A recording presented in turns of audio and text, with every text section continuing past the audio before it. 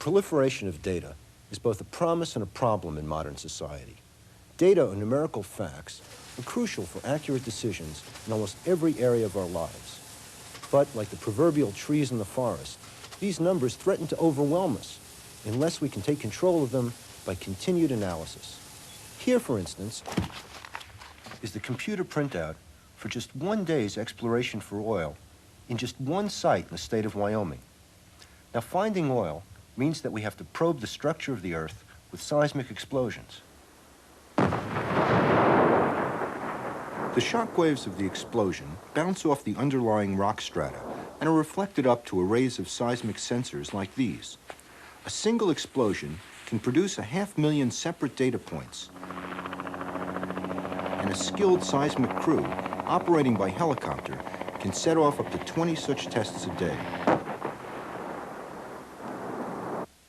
All that data has somehow to be interpreted into something meaningful, a task that requires some fast number crunching and a way of presenting the numbers so that their message is immediately clear.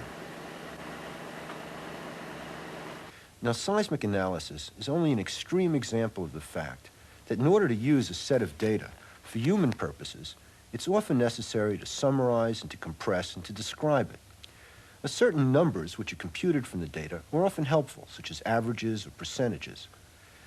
In fact, numbers computed from sample data make up the raw material of statistical inference, the science of drawing conclusions from data with the aid of the mathematics of probability.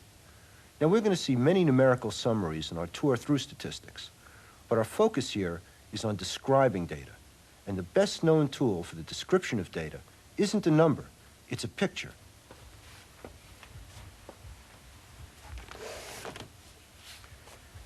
Now, the pictorial display of data is not a new idea. Here, in this beautiful book by Edward Tufte, is a brilliant example. This great beige river, flowing across the map of Eastern Europe, is Napoleon's Grand Army in the fateful campaign of 1812. 422,000 soldiers entered Russia, and the width of the band is proportional to the number of surviving troops as the French fought their way to Moscow and back. The terror of that famous failure can be seen in the narrowing of the broad stream to a trickle. Only 10,000 returned. Charles Minard, a French engineer, drew this grimly effective graph in 1861. Below the river of the Grand Army, carefully aligned by date, Minard also drew a graph of the temperature during the winter retreat from Moscow. We could hardly ask for a better example of the power and the economy of graphical presentation of data. Pictures are efficient for the task of analyzing data, as well as for conveying the results of that analysis to others.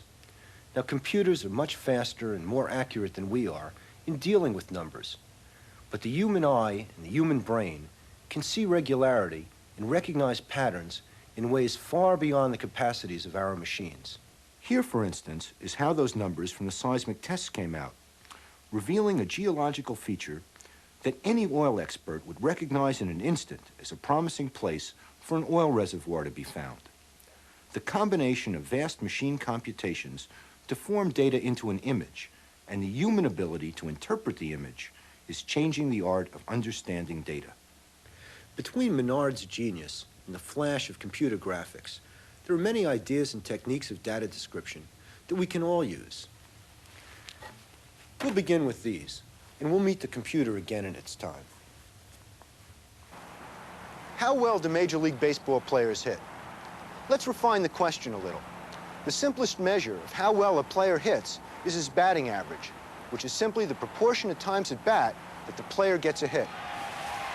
A player with only a few at-bats may not be an established major leaguer. And a batting average based on only a few trips to the plate may be due to luck, either good or bad. So we'll only consider players who've been at bat 200 or more times in a season. Red Sox program! All the names and numbers! Red Sox programs! All the names and numbers! Hey, get your programs here! Red Sox programs! All the names and numbers! These are the results for the 1980 American League season. 167 batting averages, a set of data badly in need of organization. Here's one standard organization, a histogram. Each bar covers a 10-point range of batting averages, such as 295 to 304. The bars are labeled by their midpoints, such as 300. The height of each bar is the count or frequency of players with batting averages in the range covered by the bar. You can see the facts at once. Almost all major league regulars hit between about 225 and 305. A typical player hits about 270. But what are we to make of that single little bump on our histogram? A single observation, all alone at 390. We call it an outlier, an observation that stands apart from the bulk of the data. From painful experience, I know that any sizable set of data is bound to contain errors that have to be hunted down and corrected. Outliers are often the result of errors. In copying down the batting averages from the Sporting News, I could easily have typed a 390 instead of a 290. Any outlier has to be carefully investigated. In fact, this outlier is not a mistake. George Brett of the Kansas City Royals hit 390 in 1980, the highest major league batting average since Ted Williams' 406 in 1941. There he stands in glorious isolation in the histogram. George Brett and his more average colleagues suggest a useful principle to help you see data. Look for an overall pattern, then look for deviations from that pattern. In short, data equals smooth plus rough. The smooth in any data is an overall pattern. In our histogram, the smooth is the quite regular distribution of averages, with a few in the 220s, increasing to a peak of about 270 or 280, and then with a few in the 330s and above. The rough is George Brett. Both the smooth and the rough, the pattern and the exception, carry useful information.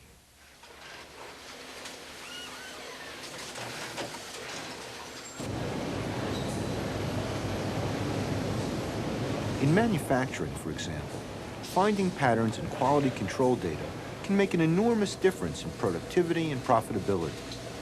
Today, Japan is known for high reliability, but that wasn't always the case. We are very fortunate to have America as a good teacher, and we always try to be a very good student, and that's what made it possible for us to be somewhat competitive in the international market with U.S. industries. The first time that I went there to teach industry, I taught 450 engineers in several cities, Tokyo, Nagoya, and Fukuoka. W. Edwards Deming, an American expert on quality control, taught Japanese industry about statistical methods in the 1950s. His efforts were so successful that Japan's annual award for productivity is named after him. What can we do to work smarter, not harder? This histogram is the result of one of Deming's studies. It displays the diameters of 500 steel rods as measured by the manufacturer's inspectors. An overall pattern, the smooth, is clear. The distribution is approximately symmetric, centered at 1.002 centimeters, and falling off rapidly both above and below. The departure from regularity, the rough, is the empty space at 0.999 centimeters. 1 centimeter, 1.000 is the lower specification limits for these rods. Smaller rods will be loose in their bearings and must be rejected.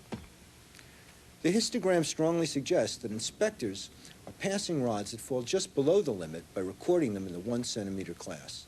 This is called flinching at the specification limit. It's quite a common occurrence. Inspectors don't realize that 1/1000th of a centimeter is important. Once the flinching is corrected, the 0.999 centimeter slot fills in and the distribution is quite regular. Interpreting the rough, or the exception, helped pinpoint a problem. And interpreting the smooth might suggest that the entire process should be adjusted so that more of the distribution, more of the steel rods produced, exceed 1 centimeter in diameter. A histogram is clearly a pretty useful kind of picture, a way to describe the overall shape of a distribution of values. But we can also describe a distribution with a few carefully chosen numbers, called appropriately enough descriptive statistics. One way Perhaps the most obvious way to match a number to a distribution is to look at the center. There you find what you might think of as the typical value. For example, looking back at the batting averages of American League regulars in 1980, we can see that 271 is the midpoint. Half the averages fall below it and half above. When all the observations are arranged in increasing order, this midpoint is the descriptive statistic called the median. Another example closer to home. In 1983, the median income of American families was $24,580. Half of all families earned below $24,580, and half had incomes that were higher. So the median tells us something about the center of a distribution. But what about the spread?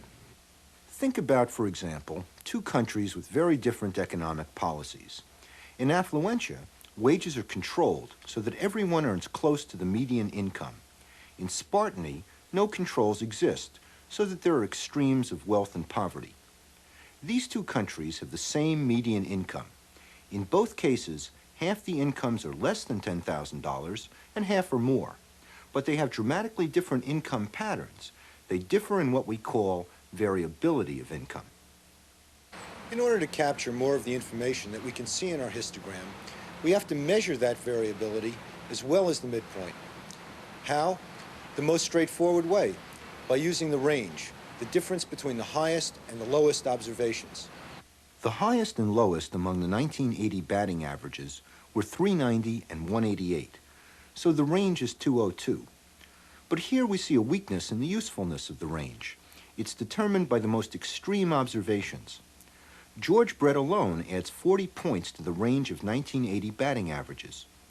A more useful indication of variability, less influenced by extremes, comes from limiting ourselves to the middle 50% of observations.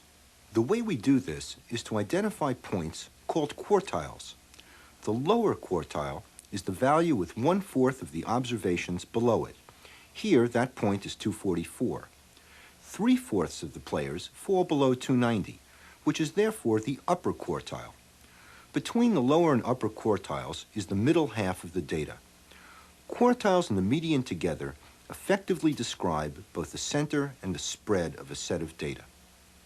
Now remember, what I'm really after here is the idea that pictures, describing data, is an important part of statistics. But let's be candid. Most of the pictures and the graphs that we've looked at so far don't reveal anything that you couldn't have picked out of a list or a table with a little bit of work. The pictures just make it even easier to see something that's already clear. Even in these simple examples, though, we're doing something that's very important for the statistician. We're exploring the data, seeing what they tell us, and drawing tentative conclusions in an informal way. This technique really comes into its own when we're interested in relationships between two or more factors. In the baseball statistics, after all, there's only one variable, a batter's performance at the plate. And the picture revealed to us by the data is correspondingly straightforward. But with two variables and the relationship between them, our exploration will have to become more elaborate. A relationship will be much more difficult to spot from just inspecting a table. In fact, the process will almost certainly require a graph or some descriptive numbers. Right here in the park, a little behind home plate, is a nice example of how pictures, together with other mathematical techniques, become more useful when we consider more complicated relationships.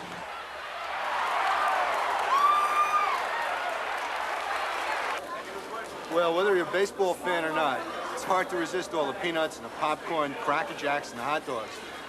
And of course, that makes you thirsty. On an average day this season, these stands will sell 15,000 cups of soda. That works out to 12 ounces of soft drink for every fan every day. But let's get more specific. Soft drink sales on any given day are influenced by other factors, in particular, how hot a day it is. What we have here is called a scatter plot. It's just a chart of data points in 2 dimensions, with per capita soft drink sales in ounces shown vertically and temperature in degrees shown horizontally. Now we have, as I promised, 2 variables, not 1. And as you can see, temperature certainly matters to the guy who has to order the soda deliveries. The amount of soft drinks sold clearly goes up as the thermometer goes up. The relationship between the two variables is very strong, almost a straight line. In fact, if we play around with drawing a line on this graph, we can find a path that best fits the sales points. The smooth here is the line. The rough is the scatter of points around it. The scatter that you see, the rough, shows the effect of other factors. We can imagine what some of them might be.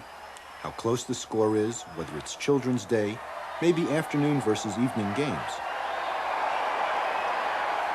There's another way, in addition to the graph, that we can summarize this information. Say we use Y to represent the amount of soda sold per person per day, and X to represent the temperature. Then with some calculations based on these particular data, we can say that Y equals 1/5 X minus 2. How much soda will be sold on a 90-degree day? Our prediction is 1/5 of 90 minus 2, or 16 ounces. Suppose you're in charge of soft drink sales here. Why would you want to figure out this equation? Well, the cost of soda goes up after all. Let's say you feel you need to charge 5 cents more a cup next season. Will that affect your sales? Well, maybe or maybe not. You'll want to collect some statistics in order to find out. Well, suppose that sales do go down. But suppose, too, that next summer is cooler. Is a higher price driving people away? Or are sales staying the same, allowing for the cooler temperatures? Well, thanks to the analysis that you've already done, you can predict what sales might have been given the weather at the old price. Then you're in a better position to decide whether you got away with that price increase. Scatter plots help us to explore the relationships between two or more variables, but they're not often as simple as the one involving temperature and soft drink sales. In fact, we often have to combine these pictures with some of those numerical descriptions that we talked about earlier in order to avoid mistakes in our exploration of the data. Now consider the example of the 1970 draft lottery. Deposit the ticket. To eliminate distinctions among men eligible for the draft, Congress decided to allow chance to determine who was selected for military service in Vietnam. Birth dates for all men born between 1943 and 1952 were drawn at random and assigned selection numbers in the order drawn. Men whose birth date matched selection number 1 were drafted first. September 14th. September 14, 001. Sounds random enough, but the drawing was mishandled. The capsules were not thoroughly mixed, so the December dates, which were put in last, remained on top and had a greater chance of being drawn early. December 7th. Men born in December were drafted and sent to Vietnam in greater numbers than those born in January. Let's see if we can spot the inequity in the 1970 draft lottery. Here's a scatter plot of all 366 birth dates and their corresponding selection numbers. Remember that a low selection number, nearer the bottom of this graph, means being drafted earlier. But the alleged association between late birth dates and low selection numbers isn't easily seen. In fact, we seem to be looking at a random scatter of points. This is a case where a picture alone isn't very helpful. So let's combine graphical methods with some basic numerical descriptions and see if we can improve our picture of the draft lottery. Now, since medians and quartiles give a compact summary of both the center and the spread of a distribution, let's compute these for each month's selection numbers. Here we are replacing each month's points on the scatter plot with a box whose ends are at the upper and lower quartiles. These box plots allow instant comparison of selection numbers month by month. A line within each box indicates the median. To make things even clearer, let's draw a line connecting the medians. The misfortune of men born late in the year is evident. To prevent a repetition of this snafu, statisticians from the National Bureau of Standards designed a new and genuinely random selection process for the 1971 lottery. 2 drums were used. One contained birth dates, the other selection numbers. The capsules in both drums were thoroughly mixed, and then a randomly drawn birth date was paired up with a randomly drawn selection number. April 27. April 27. 235, 235. When we add to our plot the medians of the reformed 1971 lottery, we can see the difference. There is a good bit of random variation in the 1971 medians, but no systematic trend as in 1970. The graphic analysis of the draft lottery data shows us just how much insight we can gain using only a single graph and some basic statistical calculations. Looking at data in several ways often yields results that we wouldn't see by just a single method like a scatter plot. But so far we've only looked at scatter plots involving two variables. What if we want to display a third factor in a more complex situation? Well, we've already used up the horizontal direction, and we've used the vertical direction. So there's really only one direction left, namely out of and into the screen. Well, now we're in a position to analyze data in ways that are almost impossible without the use of a picture. Imagine, for example, a manufacturing process in which three key measurements are plotted in 3 dimensions. From most points of view, the data appear as a cloud, almost like gnats swarming in space. But if we rotate the image, we suddenly see an outlier emerge from the pack. Hidden in most perspectives, the outlier becomes readily apparent when we manipulate the simulated 3D picture. Remember that every point in this picture is positioned according to 3 measurements. Here's a case where the use of a picture, rather than raw numbers, creates clarity out of chaos. We really would like to have curves separate, but we couldn't really check what, Even a scientist who has to grapple with complex data sometimes needs help. At Harvard University, a graphic system designed by statistician Peter Huber allows scientists and mathematicians to work together. Or has written Is there a way late that works. you can put labels on those groups somehow so that you can remember which one is which one, or do you keep that on another window and have to refer back? They would sit in front of the screen, discuss what they see, suggest the next action to be taken. It was a very highly conversational collaboration between the two, closer than what we usually see in a collaboration between a statistician and the subject matter specialist. And the input would go both ways. Dr. Huber has collaborated with geologists who are studying the pattern of earthquakes near the Fiji Islands. The computer graphics system enables him to manipulate a 3-dimensional map of the epicenters. This is the earthquake data. You see the general layout: Australia, New Guinea, Fiji, New Zealand, and the quakes. This group is aligned along the Tonga Trench. This group is aligned along the New Hebrides Trench, and there are a few quakes somewhere in between. Let's rotate the entire thing a little bit.